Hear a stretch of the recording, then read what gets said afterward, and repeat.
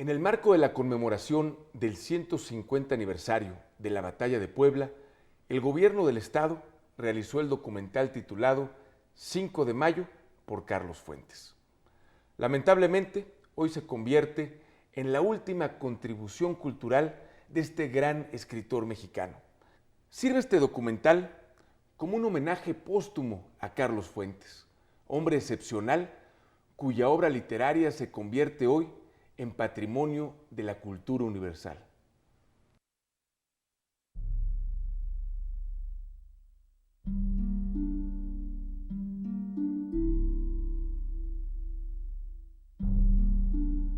La madrugada del 5 de mayo de 1862, cuando apenas despuntaba el sol, Ignacio Zaragoza se dirigió a los soldados que conformaban el Ejército de Oriente. Soldados, hoy van a pelear por un objeto sagrado. Van a pelear por la patria y yo me prometo que le conquistaré un día de gloria. 4 meses habían transcurrido desde que las tropas del primer ejército del mundo habían pisado ya las costas mexicanas. La República se jugaba su existencia, su futuro y su independencia frente a los muros de Puebla. Antecedentes históricos: la independencia. A partir de la primera década del siglo XIX, comenzaron los procesos de independencia de las colonias españolas en América. Los principios enarbolados por la Revolución Francesa en 1789, igualdad, libertad y fraternidad. La independencia de Estados Unidos en 1776, las reformas borbónicas, la vida cotidiana de los súbditos españoles en América y la invasión napoleónica a España en 1808 generaron las circunstancias propicias para buscar la libertad. Aquí hay 2 elementos más para entender las revoluciones de independencia de la América española. Uno tiene que ver con los jesuitas, la gran presencia que tuvieron los jesuitas en el siglo XVIII en España y en la América española. Eran los modernizadores de España, pero resulta que el rey Carlos III también quería ser modernizador y de modernizador a modernizador expulsó a los jesuitas de España y sus dominios en 1767. Los jesuitas se vengaron del rey de España escribiendo historias nacionales de los países de la América española.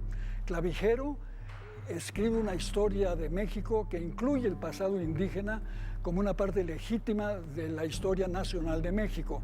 Y Molina, en Chile, escribe la historia nacional de Chile. Finalmente, el padre Vizcardo y Guzmán pronuncia una famosa conferencia en Londres en 1797, donde dice: América es aparte, es otra cosa, no es un dominio de España, tiene una personalidad propia, nuestras naciones. Este es uno de los factores. El otro es los criollos. Los criollos están inquietos, quieren más independencia, quieren independencia para comerciar, para manifestarse, están preparados para un gran cambio y el cambio va a venir. En 1808 Napoleón invade España, toma prisionero al rey Fernando VII y pone en el trono español a su hermano José Bonaparte, más conocido como Pepe Botella. En 1813 Fernando VII ha retomado el trono y declara la guerra total, la guerra a muerte contra los insurgentes de la América española. Ya en 1811 se reúne la audiencia de Buenos Aires y el jefe militar más tarde será José de San Martín, Artigas en Uruguay, Bernardo O'Higgins y los hermanos Carrera en Chile, Bolívar y Miranda en Venezuela y Santander en la Nueva Granada, luego Colombia. La Guerra de Independencia en México fue un proceso de 11 años que sumió a la Nueva España en el caos y la destrucción. En 1821, insurgentes y realistas lograron la consumación y México inició su vida independiente con un golpe de Estado que conformó una monarquía constitucional moderada, autoproclamándose Iturbide como emperador de México.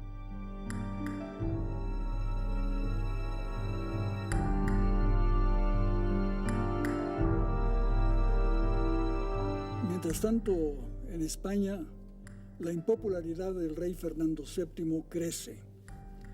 Hay motines en Cádiz. Hace falta el pan. El ejército se inquieta, el ejército se inmoviliza y en consecuencia el ejército de las Américas se inmoviliza también.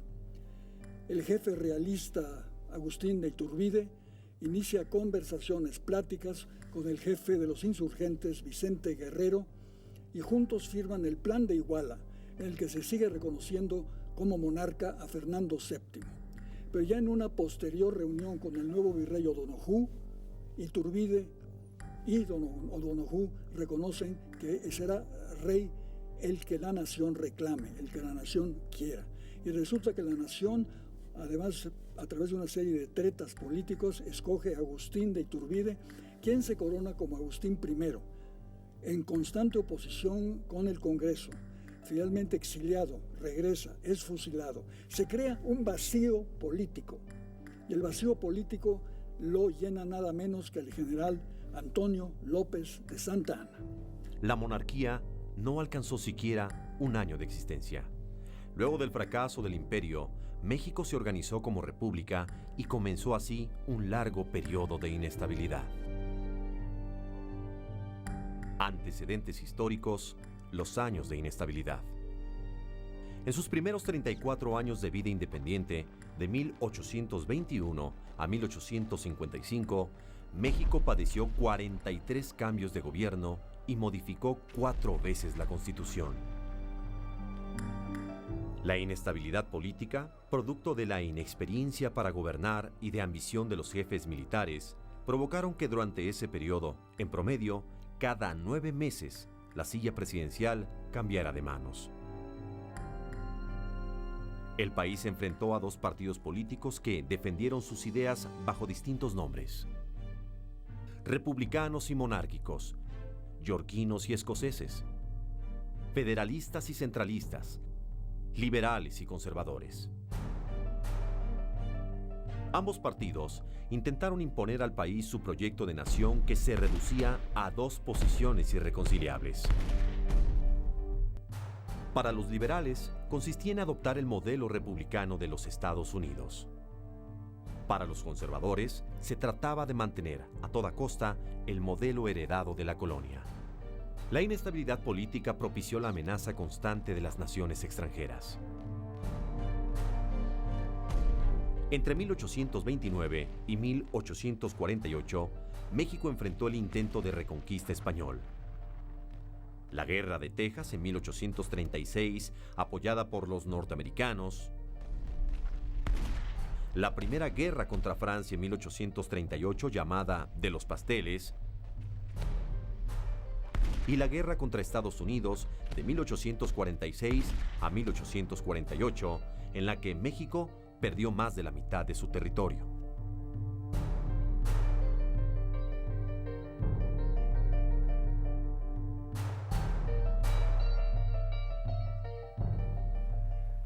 Entre 1810 y 1821, la América española se independiza de España.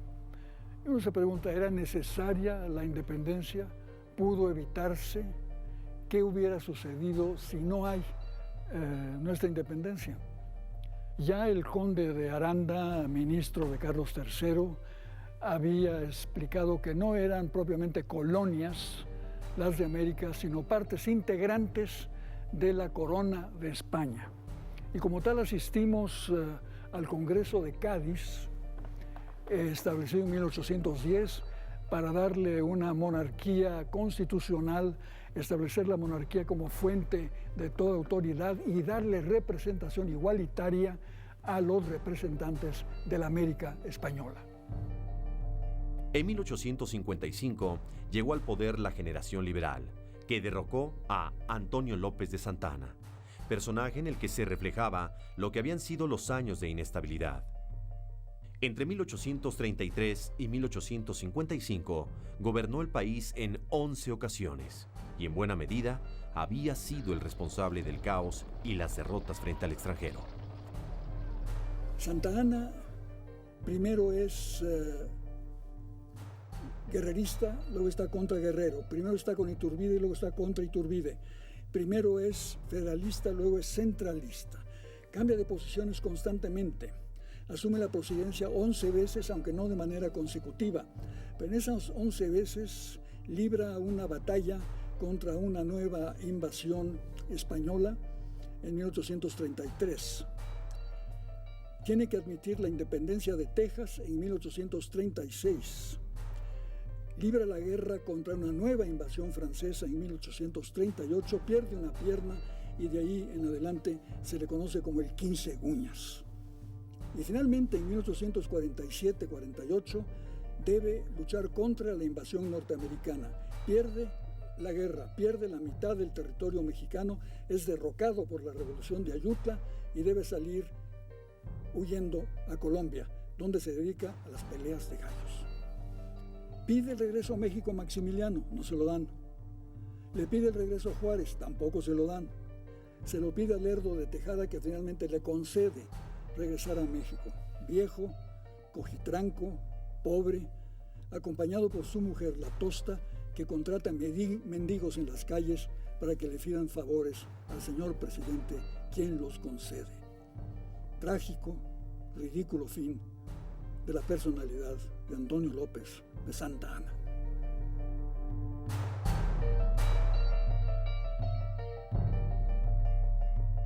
Más allá de Santa Anna, México se define, se escribe en las novelas de Fernández de Lizardi, en la poesía de Manuel Acuña, en el periodismo de Francisco Zarco y sobre todo en la obra de los historiadores. De un lado el conservador Lucas Alamán y su historia de México, del otro lado José María Luis Mora y su historia de México y sus revoluciones de 1836. Mora tiene una vida pública activa durante los breves intermedios de Valentín Gómez Farías a lo largo de los años de Santa Anna, pero escribe esta obra en la que se pregunta fundamentalmente quiénes somos los mexicanos, qué queremos, qué buscamos. Para él la base es la escuela pública, la escuela laica y el orden liberal, no el orden conservador anterior. Es decir, que se está preparando la evolución que México necesita para la revolución liberal que encabeza en 1854 los liberales. Esta revolución pide que se piense de nuevo a la nación, que se deje atrás el pasado colonial, que se tenga una visión nueva. ¿Qué queremos? ¿Para qué lo queremos? ¿Hacia dónde vamos? ¿Cuál es la causa de la independencia? ¿Cuál es el contenido de la independencia? Con la caída de Santa Anna, llegó el enfrentamiento definitivo entre liberales y conservadores, que se dirimió en la Guerra de Reforma, la intervención francesa y el imperio de Maximiliano. Antecedentes históricos, 1862. La promulgación de la Constitución Liberal de 1857 y la necesidad de establecer la separación entre el Estado y la Iglesia desencadenaron la Guerra de Reforma. Enfrentamiento definitivo entre liberales y conservadores. Los liberales, encabezados por el presidente Comonfort y luego por Benito Juárez, se alzaron con el triunfo en enero de 1861. La situación política y económica del país era deplorable. La hacienda pública se encontraba en ruinas y los restos del ejército conservador seguían hostilizando al gobierno en grupos guerrilleros.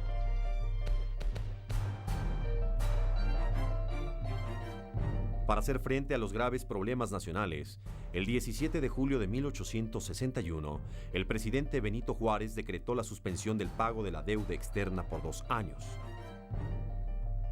Esto propició que Inglaterra, España y Francia enviaran sus escuadras a México para obligar a pagar.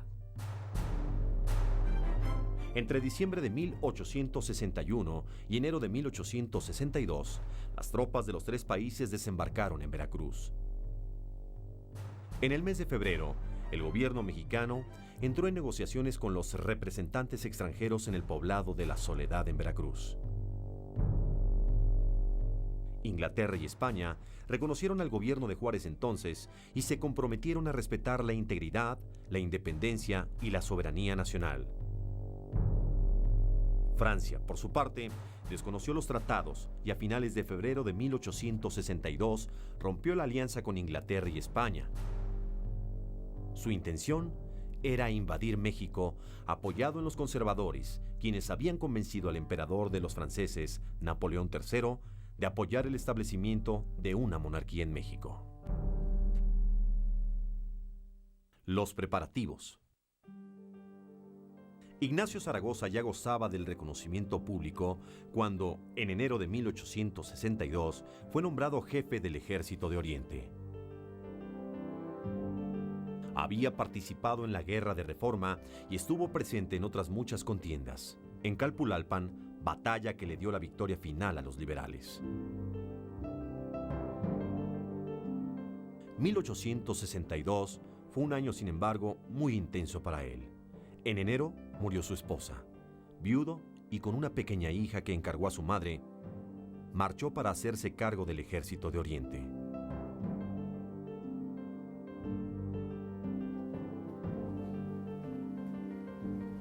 Ignacio Zaragoza nació en Bahía del Espíritu Santo, en lo que era entonces la provincia mexicana de Texas, en 1829. Estudió en Matamoros, estudió en Monterrey, entró como sargento al ejército mexicano en el momento de la Revolución de Ayutla, en la cual participó. Se batió contra Leonardo Márquez, el tigre de Tacubaya, en Jalisco, y en Calpulalpan se unió al triunfo de la Revolución Liberal, diciendo: de esto depende el futuro de México. El ejército francés era considerado el mejor del mundo por su disciplina, adiestramiento y equipamiento, pero sobre todo por su historia. Los franceses venían precedidos de enorme fama conquistada en memorables campañas. Lo mismo en las ardientes arenas del desierto del Sahara que en la fría península de Crimea. Era un ejército profesional. El Ejército de Oriente había sido organizado precipitadamente. Estaba conformado por voluntarios, veteranos de la Guerra de Reforma e incluso con hombres reclutados por leva. Mal uniformados, mal abastecidos y sin formación militar. Contaban solo con la experiencia adquirida en el campo de batalla en los últimos años. Lo mismo sucedía con los militares de alto rango y oficiales. Puebla era un punto estratégico en el avance francés hacia el centro del país. Si caía la plaza, el paso hacia la Ciudad de México quedaba completamente libre. De ahí, la necesidad de tratar de detener a los franceses a cualquier costo. No había mucho optimismo en las filas mexicanas. La moral estaba por los suelos. A principios de marzo, la explosión accidental en el polvorín de la ciudad de Chalchicomula provocó la muerte de más de 1,000 soldados, muchos oficiales y gente acompañante, lo que diezmó aún más al Ejército de Oriente.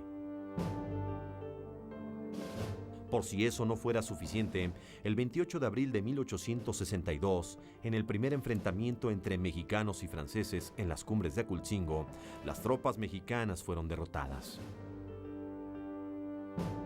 El siguiente enfrentamiento debía ser en Puebla y casi era impensable contemplar una victoria.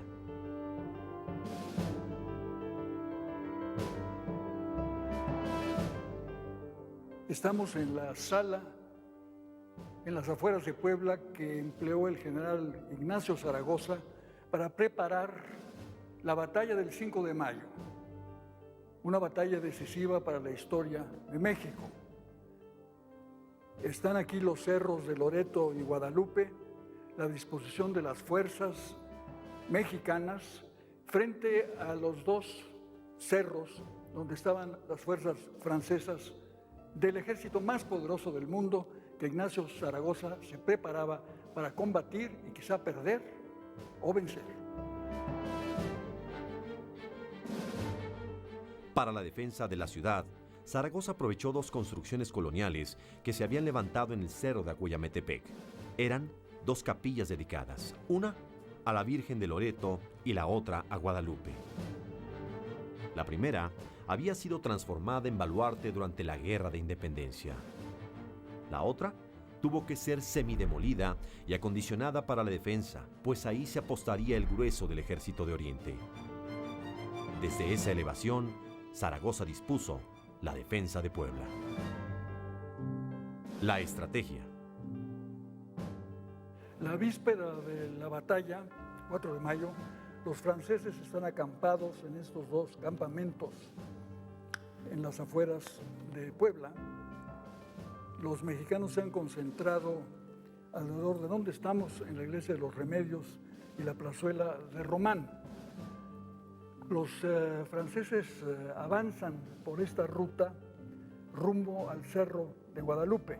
Los mexicanos también suben al Cerro de Guadalupe y toman posiciones en esta área del cerro, donde se va a librar la batalla, las 5 fases de la batalla del 5 de mayo en Puebla. Según las cifras que manejó Zaragoza en el parte oficial, los franceses contaban con 6,000 hombres, de los cuales combatieron 5,000. Los defensores de Puebla alcanzaban apenas la cifra de 5,000 hombres.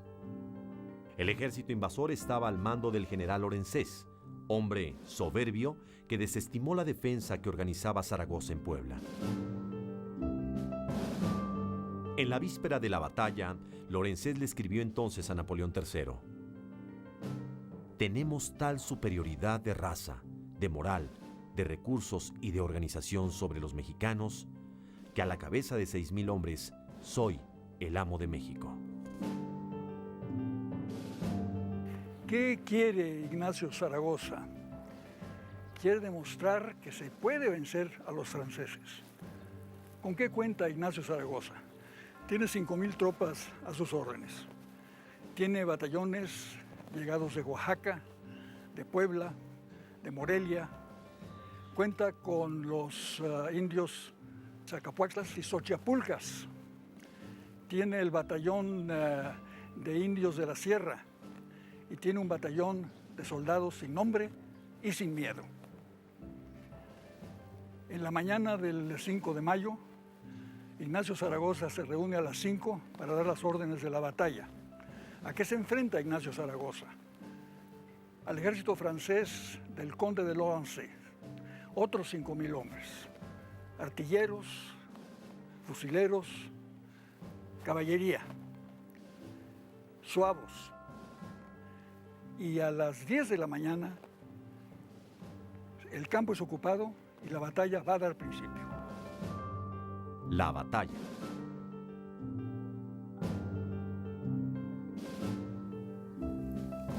A las 5 de la mañana del día 5 de mayo, el general Ignacio Zaragoza se reúne con sus jefes militares para preparar la batalla de Puebla.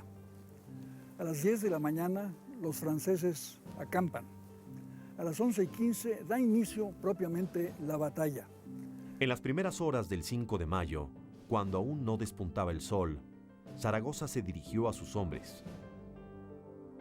Nuestros enemigos son los primeros soldados del mundo, pero ustedes son los primeros hijos de México y nos quieren arrebatar nuestra patria. Soldados, leo en su frente la victoria. ¡Viva la independencia nacional! ¡Viva la patria! La transmisión de la batalla fue prácticamente en vivo. La recién inaugurada línea telegráfica Puebla-México sirvió de vehículo para información para el presidente Juárez y sus ministros, que esperaban ansiosos noticias de lo que sucedía en Puebla. La República se jugaba su futuro y la independencia corría el riesgo de ser mancillada por las bayonetas francesas. El telégrafo comenzó a moverse desde muy temprano ese 5 de mayo de 1862. El primer mensaje fue de Zaragoza. En este momento, que son las 9:30 de la mañana, tengo a la vista la vanguardia del ejército invasor y tengo formado mi campo a suburbios de la ciudad.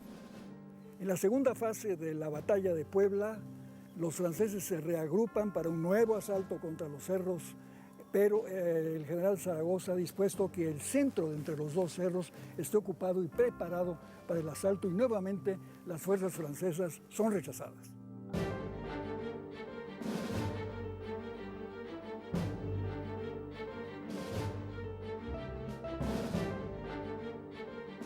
Una hora y 15 minutos después, el aparato registró nuevamente los rápidos movimientos que se traducían en palabras.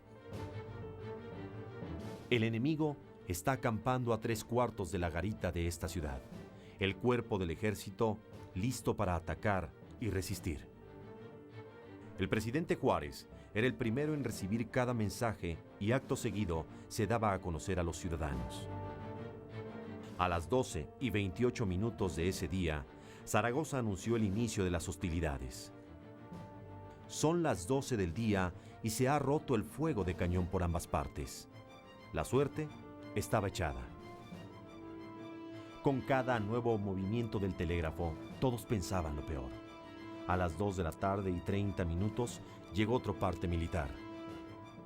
Los suavos se han dispersado y nuestra caballería trata de cortarlos en este momento. A lo largo de la historia, se ha llamado equivocadamente Batallón de Zacapuastlas a lo que en realidad era el 6º Batallón de la Guardia Nacional del Estado de Puebla, formado por indígenas nahuas, hombres de las diversas regiones de la Sierra Norte de Puebla, como Zacatlán, Huauchinango, Chignahuapan, Tetela de Ocampo, Xochiapulco, Cuetzalan y algunos de Zacapuastla. Ese 6º Batallón estaba al mando del general Miguel Negrete, quien, al lanzarse a la batalla, arengó a sus hombres diciendo: ¡Que viva Dios y arriba nosotros! Cuando la batalla llegó al enfrentamiento cuerpo a cuerpo y el destino del país dependía de la fiereza de estos pueblos, los machetes de los serranos se mostraron superiores a las bayonetas y sables de los franceses. A las 4:15 de la tarde se recibió en la Ciudad de México una nueva información que fue tomada con reserva, pero que permitió al presidente Juárez y a sus ministros enterarse de las posibilidades de un triunfo.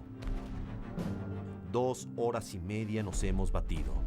El enemigo ha arrojado multitud de granadas. Sus columnas sobre el cerro de Loreto y Guadalupe han sido rechazadas y seguramente atacó con 4,000 hombres. Todo su impulso fue sobre el cerro. En este momento se retiran las columnas y nuestras fuerzas avanzan sobre ellas. Comienza un fuerte aguacero. En la tercera fase de la Gran Batalla de Puebla, Francia lanza a un cuerpo de élite, los cazadores de Vincennes, que logran llegar hasta el tope del cerro, pero ahí son derrotados por las fuerzas mexicanas, más que derrotados, masacrados. No quedan más que cadáveres y la batalla, en una última fase, se retira a la llanura de Puebla, a la llanura frente a los llanos, donde Porfirio Díaz lanza carga tras carga de caballería y el corneta no deja nunca de tocar. A las 5:49 se recibió el mensaje definitivo, cuyas palabras alcanzarían la inmortalidad. Las armas nacionales se han cubierto de gloria. El sol de mayo había iluminado entonces los campos de Puebla. Los combatientes se miran hasta las 7 de la noche. El general conde de Lorenzés se da cuenta de la derrota. El corneta toca a retirada. Los soldados franceses calan sus bayonetas, recogen sus mochilas, empiezan a retirarse. Hay ambulancias que buscan entre los heridos, quieren contar los muertos, cuántos han caído en el combate. Francia se retira, México proclama la victoria, el corneta toca a retirada.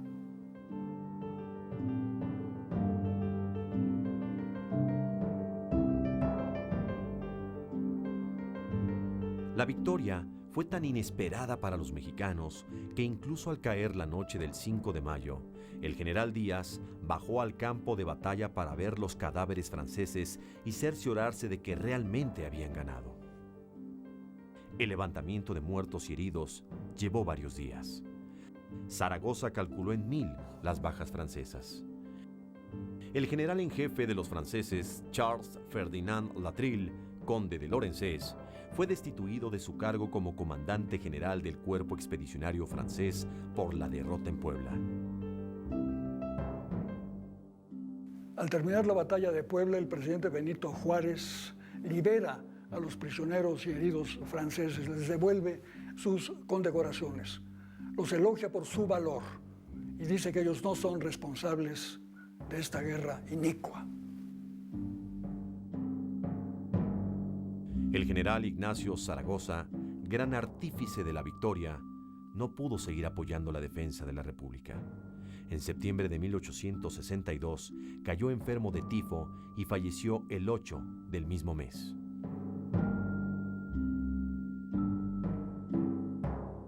Somos los hijos de México.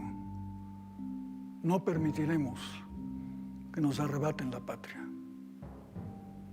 Ignacio Zaragoza murió de fiebre en Puebla el 8 de septiembre de 1862. Y nos obliga a preguntarnos, ¿qué habría sido de México si Zaragoza vive? ¿Qué habría hecho en México un Zaragoza vivo? ¿Cuál habría sido la relación de Zaragoza con Benito Juárez? La relación de Zaragoza con Porfirio Díaz? La relación de Zaragoza con la situación política mexicana. El 20 de noviembre de 1910, Ignacio Zaragoza habría cumplido 81 años. Sus palabras son inmortales. Sublime vencedor de los invencibles, como le llamó Guillermo Prieto a Zaragoza, fue sepultado en el Panteón de San Fernando en la Ciudad de México. En 1979, sus restos fueron exhumados y trasladados a Puebla, donde hoy están en un monumento junto al Fuerte de Loreto, lugar de su triunfo. Conclusiones. Aunque la intervención francesa no pudo ser evitada, los invasores se regresarían al año siguiente para ponerle sitio a Puebla. La batalla del 5 de mayo se convirtió en emblema de resistencia y de unidad nacional, en un símbolo de esperanza, pilares sobre los que descansó durante los siguientes 5 años la lucha por la segunda independencia de México. La victoria mexicana sobre el ejército invasor fue solo el inicio de la intervención francesa. A pesar de los esfuerzos del gobierno de Juárez por expulsar a los franceses del territorio nacional, en los meses siguientes, la falta de recursos para continuar la guerra lo impidió. Los franceses se reagruparon y recibieron miles de refuerzos. Llegaron a reunir un ejército de 28,000 hombres. Sin embargo, la derrota en Puebla retrasó por un año los planes intervencionistas, lo que, a la larga, significó una gran pérdida de recursos no considerados por Napoleón III. La invasión estaba herida de muerte desde su inicio.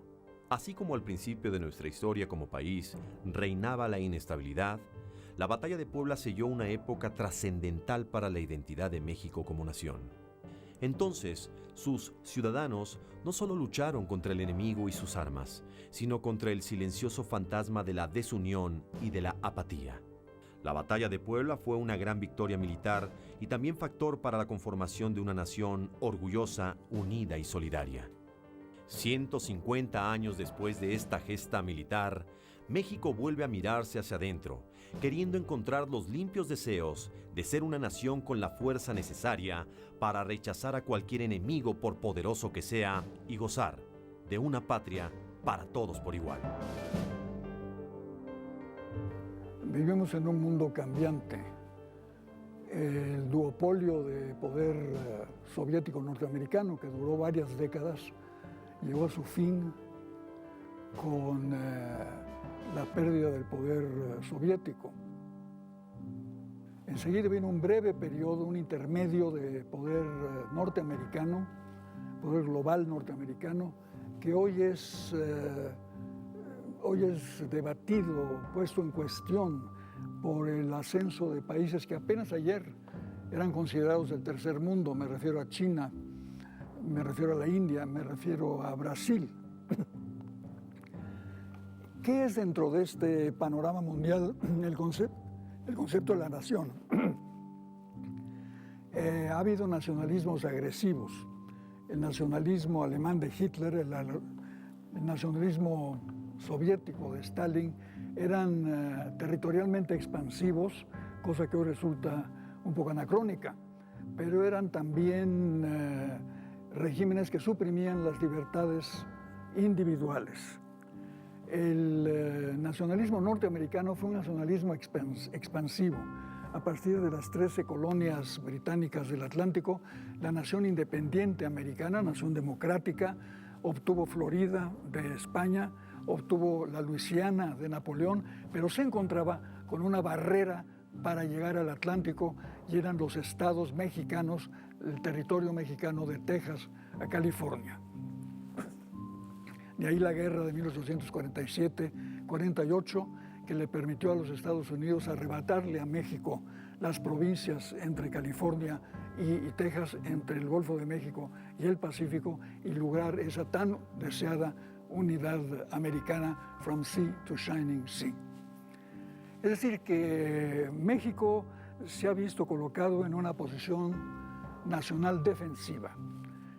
Pero esto no es solo un dato negativo, porque México también ha aportado dentro de su posición defensiva proposiciones de desarrollo, de convivencia, de derecho internacional, que hoy resultan más importantes que nunca, cuando la noción de nación está en conflicto y no se acaba de configurar una comunidad global.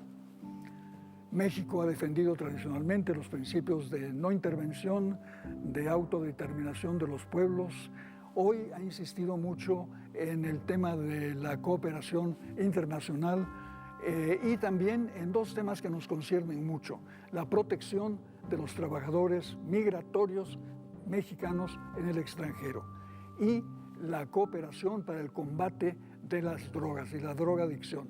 Este es un combate que México no puede librar solo, necesita tener un acuerdo con los Estados Unidos, que son los principales consumidores de la droga, y aún un acuerdo mundial. Hace 150 años, el enemigo era el mejor ejército del mundo. Ahora, debemos encontrar en la diversidad nuestra máxima fuerza y luchar contra ese gran enemigo que es la desunión, para conformar todos una nación donde cada uno de nosotros seamos los héroes de nuestro destino, juntos, en la diversidad. Todo esto le da identidad a México, pero al lado de la identidad hay las diversificaciones, las diversidades de nuestro país. Hay ricos y pobres, hay un deber ser, pero también hay un ser nacional. ¿Cómo podemos llegar a conciliar la identidad y la diversidad? Las diversidades son muy profundas y muy respetables. Hay diversidades políticas, morales, religiosas, sexuales, de educación.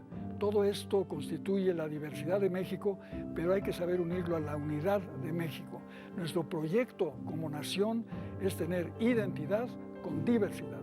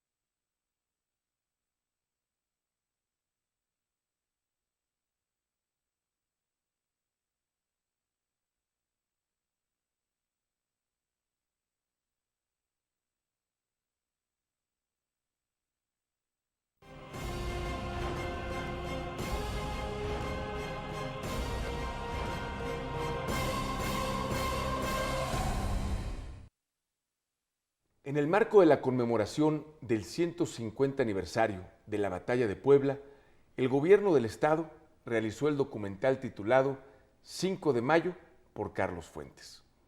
Lamentablemente, hoy se convierte en la última contribución cultural de este gran escritor mexicano. Sirve este documental como un homenaje póstumo a Carlos Fuentes, hombre excepcional cuya obra literaria se convierte hoy en patrimonio de la cultura universal.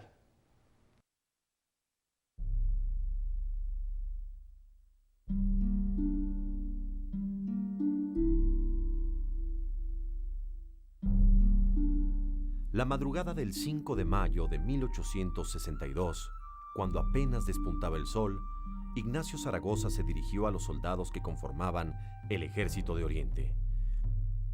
Soldados, hoy van a pelear por un objeto sagrado. Van a pelear por la patria y yo me prometo que le conquistaré un día de gloria.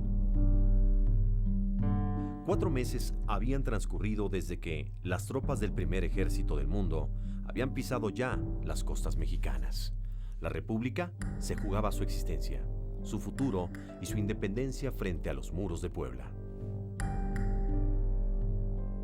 Antecedentes históricos: la independencia. A partir de la primera década del siglo XIX, comenzaron los procesos de independencia de las colonias españolas en América. Los principios enarbolados por la Revolución Francesa en 1789: igualdad, libertad y fraternidad. La independencia de Estados Unidos en 1776. Las reformas borbónicas que afectaron la vida cotidiana de los súbditos españoles en América y la invasión napoleónica a España en 1808 generaron las circunstancias propicias para buscar la libertad. Aquí hay 2 elementos más para entender las revoluciones de independencia de la América española. Uno tiene que ver con los jesuitas, la gran presencia que tuvieron los jesuitas en el siglo XVIII en España y en la América española. Eran los modernizadores de España, pero resulta que el rey Carlos III también quería ser modernizador y de modernizador a modernizador expulsó a los jesuitas de España y sus dominios en 1767. Los jesuitas se vengaron del rey de España escribiendo historias nacionales de los países de la América española. Clavijero escribe una historia de México que incluye el pasado indígena como una parte legítima de la historia nacional de México. Y Molina, en Chile, escribe la historia nacional de Chile. Finalmente, el padre Vizcardo y Guzmán pronuncia una famosa conferencia en Londres en 1797, donde dice: América es aparte, es otra cosa, no es un dominio de España, tienen una personalidad propia nuestras naciones. Este es uno de los factores. El otro es los criollos. Los criollos están inquietos, quieren más independencia, quieren independencia para comerciar, para manifestarse, están preparados para un gran cambio y el cambio va a venir. En 1808 Napoleón invade España, toma prisionero al rey Fernando VII y pone en el trono español a su hermano José Bonaparte, más conocido como Pepe Botella. En 1813 Fernando VII ha retomado el trono y declara la guerra total, la guerra a muerte contra los insurgentes de la América española. Ya en 1811 se reúne la audiencia de Buenos Aires y el jefe militar más tarde será José de San Martín, Artigas en Uruguay, Bernardo O'Higgins y los hermanos Carrera en Chile, Bolívar y Miranda en Venezuela y Santander en la Nueva Granada, luego Colombia. La Guerra de Independencia en México fue un proceso de 11 años que sumió a la Nueva España en el caos y la destrucción. En 1821, insurgentes y realistas lograron la consumación y México inició su vida independiente con un golpe de Estado que conformó una monarquía constitucional moderada, autoproclamándose Iturbide como emperador de México.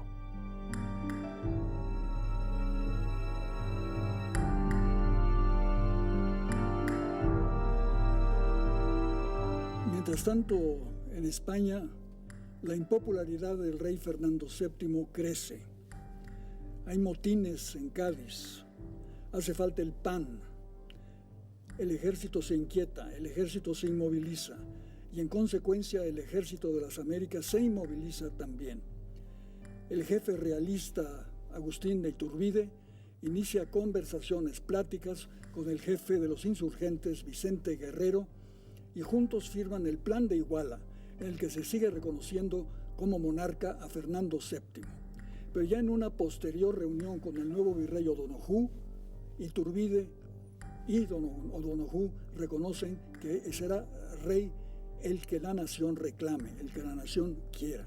Y resulta que la nación, además, a través de una serie de tretas políticos, escoge a Agustín de Iturbide, quien se corona como Agustín I, en constante oposición con el Congreso. Finalmente exiliado, regresa, es fusilado. Se crea un vacío político. Y el vacío político lo llena nada menos que el general Antonio López de Santa Anna. La monarquía no alcanzó siquiera un año de existencia. Luego del fracaso del imperio, México se organizó como república y comenzó así un largo periodo de inestabilidad. Antecedentes históricos: los años de inestabilidad. En sus primeros 34 años de vida independiente, de 1821 a 1855, México padeció 43 cambios de gobierno y modificó 4 veces la Constitución.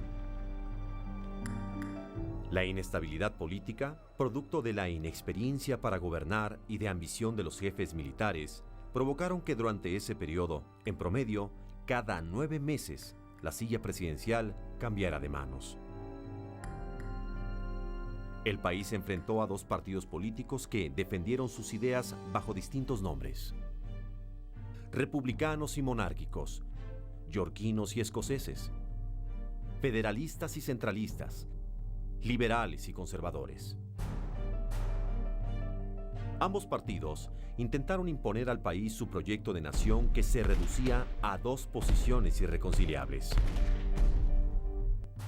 Para los liberales, consistía en adoptar el modelo republicano de los Estados Unidos. Para los conservadores, se trataba de mantener a toda costa el modelo heredado de la colonia. La inestabilidad política propició la amenaza constante de las naciones extranjeras. Entre 1829 y 1848, México enfrentó el intento de reconquista español. La Guerra de Texas en 1836, apoyada por los norteamericanos.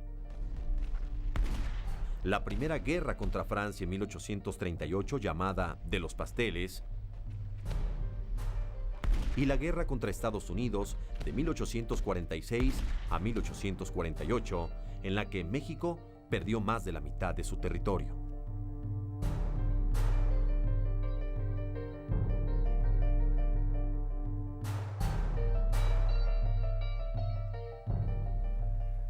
Entre 1810 y 1821, la América española se independiza de España. Y uno se pregunta, ¿era necesaria la independencia? ¿Pudo evitarse? ¿Qué hubiera sucedido si no hay nuestra independencia? Ya el conde de Aranda, ministro de Carlos III, había explicado que no eran propiamente colonias las de América, sino partes integrantes de la corona de España. Y como tal asistimos al Congreso de Cádiz, establecido en 1810, para darle una monarquía constitucional, establecer la monarquía como fuente de toda autoridad y darle representación igualitaria a los representantes de la América española. En 1855 llegó al poder la generación liberal, que derrocó a Antonio López de Santa Anna, personaje en el que se reflejaba lo que habían sido los años de inestabilidad. Entre 1833 y 1855 gobernó el país en 11 ocasiones y en buena medida había sido el responsable del caos y las derrotas frente al extranjero. Santa Anna primero es guerrerista, luego está contra Guerrero, primero está con Iturbide y luego está contra Iturbide, primero es federalista, luego es centralista, cambia de posiciones constantemente. Asume la presidencia 11 veces, aunque no de manera consecutiva. Pero en esas 11 veces libra una batalla contra una nueva invasión española en 1833. Tiene que admitir la independencia de Texas en 1836. Libra la guerra contra una nueva invasión francesa en 1838, pierde una pierna y de ahí en adelante se le conoce como el 15 uñas. Y finalmente en 1847-48 debe luchar contra la invasión norteamericana. Pierde la guerra, pierde la mitad del territorio mexicano, es derrocado por la Revolución de Ayutla y debe salir huyendo a Colombia, donde se dedica a las peleas de gallos. Pide el regreso a México a Maximiliano, no se lo dan. Le pide el regreso a Juárez, tampoco se lo dan. Se lo pide a Lerdo de Tejada, que finalmente le concede regresar a México. Viejo, cojitranco, pobre, acompañado por su mujer, la Tosta, que contrata mendigos en las calles para que le pidan favores al señor presidente, quien los concede. Trágico, ridículo fin de la personalidad de Antonio López de Santa Anna.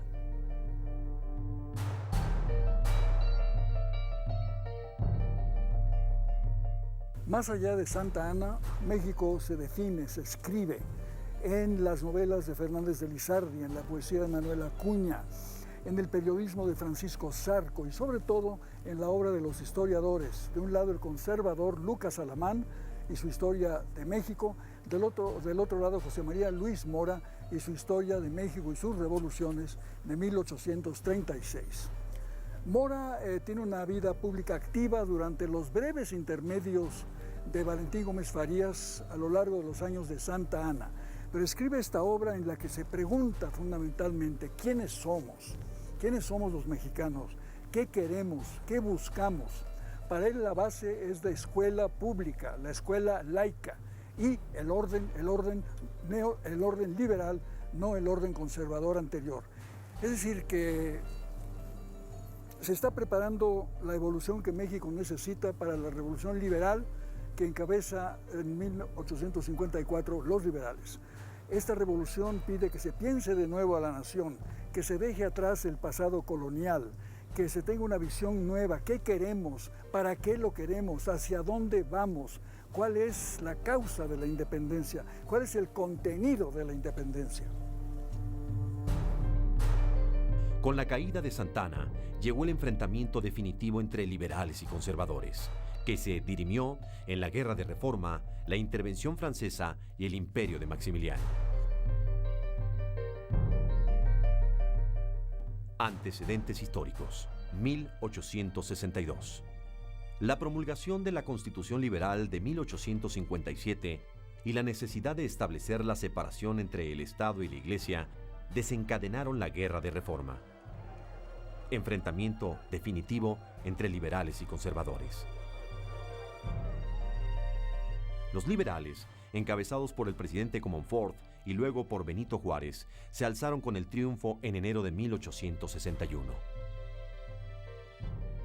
La situación política y económica del país era deplorable.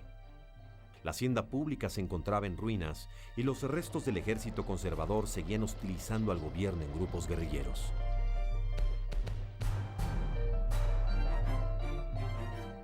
Para hacer frente a los graves problemas nacionales, el 17 de julio de 1861, el presidente Benito Juárez decretó la suspensión del pago de la deuda externa por 2 años. Esto propició que Inglaterra, España y Francia enviaran sus escuadras a México para obligar a pagar. Entre diciembre de 1861 y enero de 1862, las tropas de los 3 países desembarcaron en Veracruz. En el mes de febrero, el gobierno mexicano entró en negociaciones con los representantes extranjeros en el poblado de La Soledad en Veracruz. Inglaterra y España reconocieron al gobierno de Juárez entonces y se comprometieron a respetar la integridad, la independencia y la soberanía nacional. Francia, por su parte, desconoció los tratados y a finales de febrero de 1862 rompió la alianza con Inglaterra y España. Su intención era invadir México, apoyado en los conservadores, quienes habían convencido al emperador de los franceses, Napoleón III, de apoyar el establecimiento de una monarquía en México. Los preparativos. Ignacio Zaragoza ya gozaba del reconocimiento público cuando, en enero de 1862, fue nombrado jefe del Ejército de Oriente. Había participado en la Guerra de Reforma y estuvo presente en otras muchas contiendas. En Calpulalpan, batalla que le dio la victoria final a los liberales. 1862 fue un año, sin embargo, muy intenso para él. En enero murió su esposa. Viudo y con una pequeña hija que encargó a su madre, marchó para hacerse cargo del Ejército de Oriente.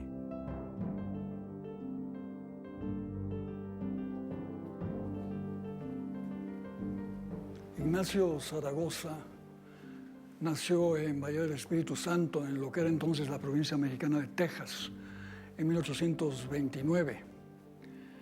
Estudió en Matamoros, estudió en Monterrey, entró como sargento al ejército mexicano en el momento de la Revolución de Ayutla, en la cual participó. Se batió contra Leonardo Márquez, el Tigre de Tacubaya, en Jalisco, y en Calpulalpan se unió al triunfo de la Revolución Liberal. Diciendo de esto depende el futuro de México. El ejército francés era considerado el mejor del mundo por su disciplina, adiestramiento y equipamiento, pero sobre todo por su historia. Los franceses venían precedidos de enorme fama conquistada en memorables campañas. Lo mismo en las ardientes arenas del desierto del Sahara que en la fría península de Crimea. Era un ejército profesional. El Ejército de Oriente había sido organizado precipitadamente. Estaba conformado por voluntarios, veteranos de la Guerra de Reforma e incluso con hombres reclutados por leva. Mal uniformados, mal abastecidos y sin formación militar. Contaban solo con la experiencia adquirida en el campo de batalla en los últimos años. Lo mismo sucedía con los militares de alto rango y oficiales. Puebla era un punto estratégico en el avance francés hacia el centro del país. Si caía la plaza, el paso hacia la Ciudad de México quedaba completamente libre. De ahí, la necesidad de tratar de detener a los franceses a cualquier costo. No había mucho optimismo en las filas mexicanas.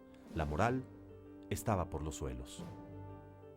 A principios de marzo, la explosión accidental en el polvorín de la ciudad de Chalchicomula provocó la muerte de más de 1,000 soldados, muchos oficiales y gente acompañante, lo que diezmó aún más al Ejército de Oriente.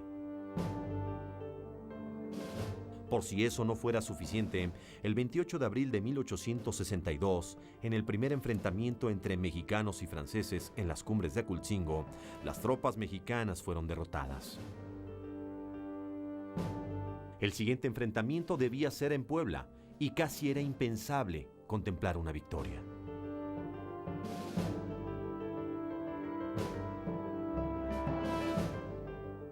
Estamos en la sala, en las afueras de Puebla, que empleó el general Ignacio Zaragoza para preparar la batalla del 5 de mayo, una batalla decisiva para la historia de México. Están aquí los cerros de Loreto y Guadalupe, la disposición de las fuerzas mexicanas frente a los dos cerros donde estaban las fuerzas francesas del ejército más poderoso del mundo, que Ignacio Zaragoza se preparaba para combatir y quizá perder o vencer. Para la defensa de la ciudad, Zaragoza aprovechó dos construcciones coloniales que se habían levantado en el cerro de Acuyametepec. Eran dos capillas dedicadas, una a la Virgen de Loreto y la otra a Guadalupe. La primera había sido transformada en baluarte durante la Guerra de Independencia. La otra tuvo que ser semidemolida y acondicionada para la defensa, pues ahí se apostaría el grueso del Ejército de Oriente. Desde esa elevación, Zaragoza dispuso la defensa de Puebla. La estrategia. La víspera de la batalla, 4 de mayo, los franceses están acampados en estos dos campamentos en las afueras de Puebla. Los mexicanos se han concentrado alrededor de donde estamos, en la iglesia de los Remedios y la plazuela de Román. Los franceses avanzan por esta ruta rumbo al Cerro de Guadalupe. Los mexicanos también suben al Cerro de Guadalupe y toman posiciones en esta área del cerro, donde se va a librar la batalla, las 5 fases de la batalla del 5 de mayo en Puebla. Según las cifras que manejó Zaragoza en el parte oficial, los franceses contaban con 6,000 hombres, de los cuales combatieron 5,000. Los defensores de Puebla alcanzaban apenas la cifra de 5,000 hombres. El ejército invasor estaba al mando del general Lorenzés, hombre soberbio que desestimó la defensa que organizaba Zaragoza en Puebla. En la víspera de la batalla, Lorenzés le escribió entonces a Napoleón III: tenemos tal superioridad de raza, de moral, de recursos y de organización sobre los mexicanos, que a la cabeza de 6,000 hombres soy el amo de México.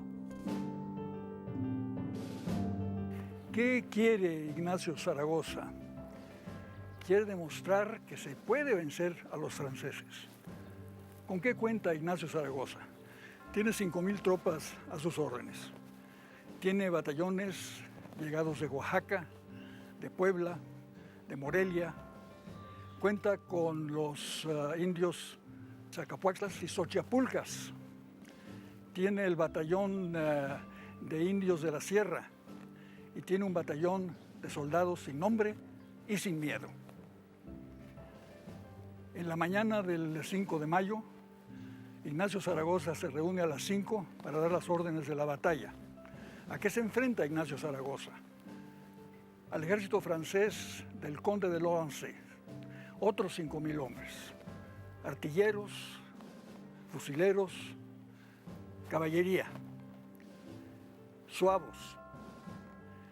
Y a las 10 de la mañana el campo es ocupado y la batalla va a dar principio. La batalla.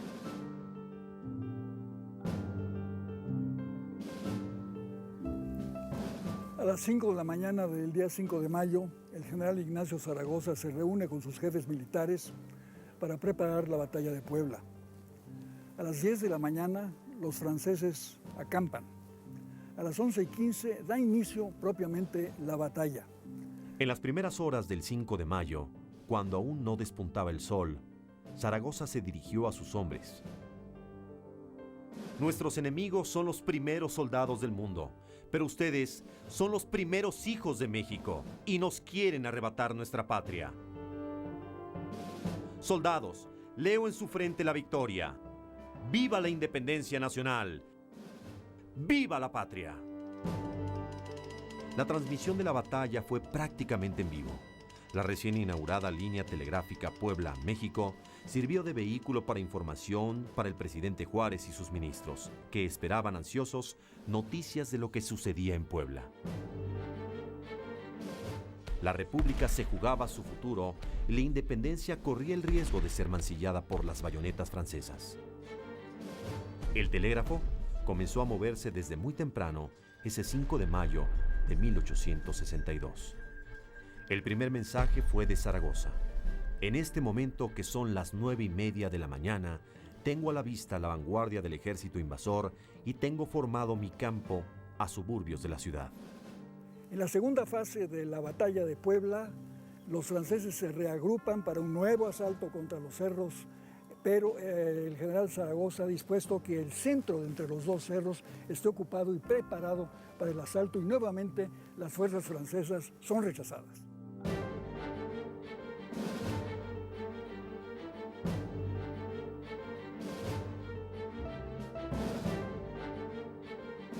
Una hora y 15 minutos después, el aparato registró nuevamente los rápidos movimientos que se traducían en palabras. El enemigo está acampando a 3/4 de la garita de esta ciudad. el cuerpo del ejército listo para atacar y resistir. El presidente Juárez era el primero en recibir cada mensaje y acto seguido se daba a conocer a los ciudadanos. A las 12:28 de ese día, Zaragoza anunció el inicio de las hostilidades. Son las 12 del día y se ha roto el fuego de cañón por ambas partes. La suerte estaba echada. Con cada nuevo movimiento del telégrafo, todos pensaban lo peor. A las 2:30 llegó otro parte militar. Los suavos se han dispersado y nuestra caballería trata de cortarlos en este momento. A lo largo de la historia, se ha llamado equivocadamente Batallón de Zacapuastlas a lo que en realidad era el 6º Batallón de la Guardia Nacional del Estado de Puebla, formado por indígenas nahuas, hombres de las diversas regiones de la Sierra Norte de Puebla, como Zacatlán, Huauchinango, Chignahuapan, Tetela de Ocampo, Xochiapulco, Cuetzalan y algunos de Zacapuastla. Ese 6º Batallón estaba al mando del general Miguel Negrete, quien, al lanzarse a la batalla, arengó a sus hombres diciendo: ¡Que viva Dios y arriba nosotros! Cuando la batalla llegó al enfrentamiento cuerpo a cuerpo y el destino del país dependía de la fiereza de estos pueblos, los machetes de los serranos se mostraron superiores a las bayonetas y sables de los franceses.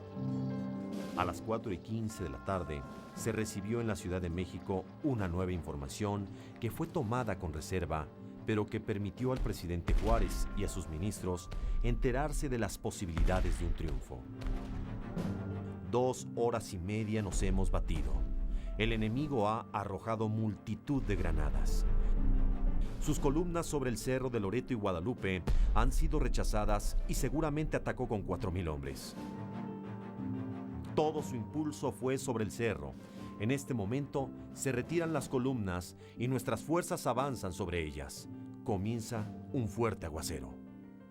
En la tercera fase de la Gran Batalla de Puebla, Francia lanza a un cuerpo de élite, los cazadores de Vincennes, que logran llegar hasta el tope del cerro, pero ahí son derrotados por las fuerzas mexicanas, más que derrotados, masacrados. No quedan más que cadáveres y la batalla, en una última fase, se retira a la llanura de Puebla, a la llanura frente a los llanos, donde Porfirio Díaz lanza carga tras carga de caballería y el corneta no deja nunca de tocar. A las 5:49 se recibió el mensaje definitivo, cuyas palabras alcanzarían la inmortalidad. Las armas nacionales se han cubierto de gloria. El sol de mayo había iluminado entonces los campos de Puebla. Los combatientes se miran hasta las 7 de la noche. El general conde de Lorenzés se da cuenta de la derrota. El corneta toca a retirada. Los soldados franceses calan sus bayonetas, recogen sus mochilas, empiezan a retirarse. Hay ambulancias que buscan entre los heridos, quieren contar los muertos, cuántos han caído en el combate. Francia se retira, México proclama la victoria, el corneta toca a retirada.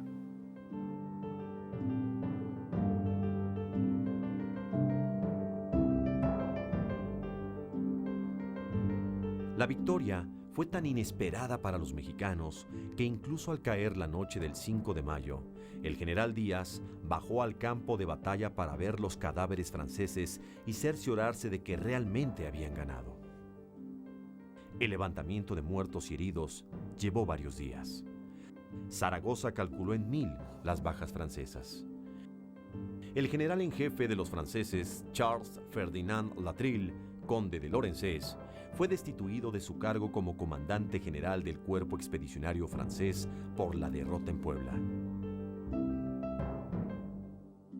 Al terminar la batalla de Puebla, el presidente Benito Juárez libera a los prisioneros y heridos franceses, les devuelve sus condecoraciones, los elogia por su valor y dice que ellos no son responsables de esta guerra inicua. El general Ignacio Zaragoza, gran artífice de la victoria, no pudo seguir apoyando la defensa de la República. En septiembre de 1862 cayó enfermo de tifo y falleció el 8 del mismo mes.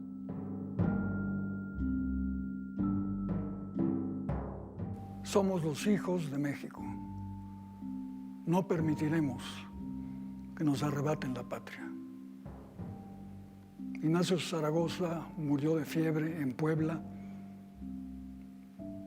el 8 de septiembre de 1862.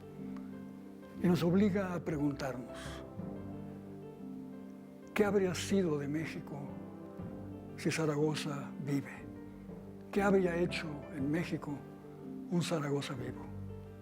¿Cuál habría sido la relación de Zaragoza con Benito Juárez? La relación de Zaragoza con Porfirio Díaz, la relación de Zaragoza con la situación política mexicana. El 20 de noviembre de 1910, Ignacio Zaragoza habría cumplido 81 años. Sus palabras son inmortales. Sublime vencedor de los invencibles, como le llamó Guillermo Prieto a Zaragoza, fue sepultado en el Panteón de San Fernando en la Ciudad de México. En 1979, sus restos fueron exhumados y trasladados a Puebla, donde hoy están en un monumento junto al Fuerte de Loreto, lugar de su triunfo. Conclusiones.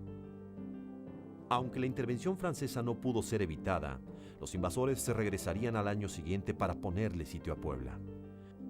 La batalla del 5 de mayo se convirtió en emblema de resistencia y de unidad nacional, en un símbolo de esperanza, pilares sobre los que descansó durante los siguientes 5 años la lucha por la segunda independencia de México.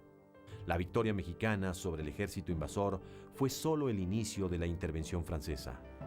A pesar de los esfuerzos del gobierno de Juárez por expulsar a los franceses del territorio nacional, en los meses siguientes, la falta de recursos para continuar la guerra lo impidió. Los franceses se reagruparon y recibieron miles de refuerzos. Llegaron a reunir un ejército de 28,000 hombres. Sin embargo, la derrota en Puebla retrasó por un año los planes intervencionistas, lo que, a la larga, significó una gran pérdida de recursos no considerados por Napoleón III.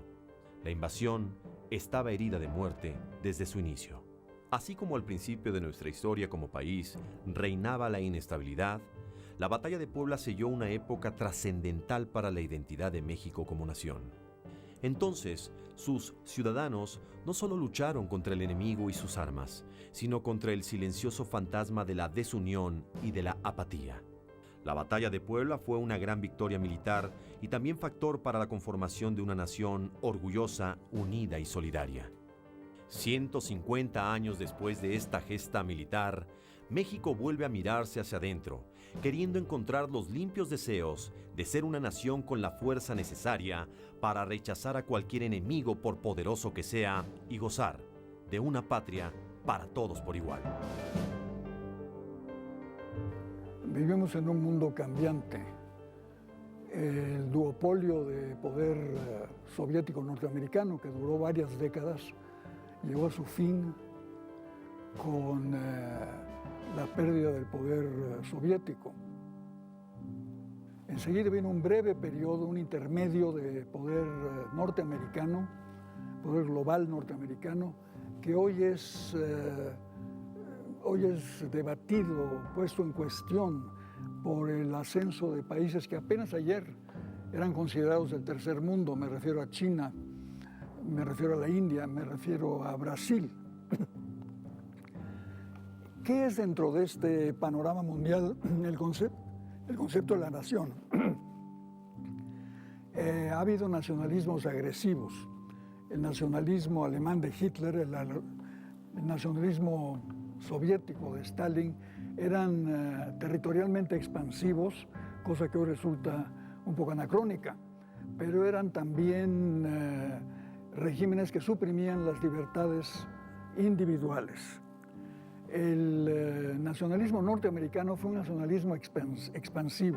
A partir de las 13 colonias británicas del Atlántico, la nación independiente americana, nación democrática, obtuvo Florida de España, obtuvo la Luisiana de Napoleón, pero se encontraba con una barrera para llegar al Atlántico, y eran los estados mexicanos, el territorio mexicano de Texas a California. De ahí la guerra de 1847-48, que le permitió a los Estados Unidos arrebatarle a México las provincias entre California y Texas, entre el Golfo de México y el Pacífico, y lograr esa tan deseada unidad americana, from sea to shining sea. Es decir, que México se ha visto colocado en una posición nacional defensiva. Pero esto no es solo un dato negativo, porque México también ha aportado dentro de su posición defensiva proposiciones de desarrollo, de convivencia, de derecho internacional, que hoy resultan más importantes que nunca, cuando la noción de nación está en conflicto y no se acaba de configurar una comunidad global. México ha defendido tradicionalmente los principios de no intervención, de autodeterminación de los pueblos. Hoy ha insistido mucho en el tema de la cooperación internacional y también en dos temas que nos conciernen mucho: la protección de los trabajadores migratorios mexicanos en el extranjero y la cooperación para el combate de las drogas y la drogadicción. Este es un combate que México no puede librar solo, necesita tener un acuerdo con los Estados Unidos, que son los principales consumidores de la droga, y aún un acuerdo mundial. Hace 150 años, el enemigo era el mejor ejército del mundo. Ahora, debemos encontrar en la diversidad nuestra máxima fuerza y luchar contra ese gran enemigo que es la desunión, para conformar todos una nación donde cada uno de nosotros seamos los héroes de nuestro destino, juntos en la diversidad. Todo esto le da identidad a México, pero al lado de la identidad hay las diversificaciones, las diversidades de nuestro país. Hay ricos y pobres, hay un deber ser, pero también hay un ser nacional. ¿Cómo podemos llegar a conciliar la identidad y la diversidad? Las diversidades son muy profundas y muy respetables. Hay diversidades políticas, morales, religiosas, sexuales, de educación. Todo esto constituye la diversidad de México, pero hay que saber unirlo a la unidad de México. Nuestro proyecto como nación es tener identidad con diversidad.